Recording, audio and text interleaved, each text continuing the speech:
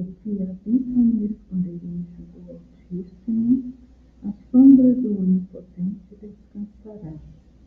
Direi do Senhor, Ele é o meu Deus, o meu refúgio, a minha fortaleza, e nele confiarei. Porque ele te livrará do laço do passarinheiro e da peste perniciosa. Ele te cobrirá com as suas penas, e debaixo de suas asas estará seguro.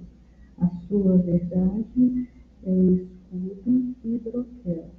Não temereis mal algum, nem a seta que voa de dia, nem a mortandade que assole ao meio-dia.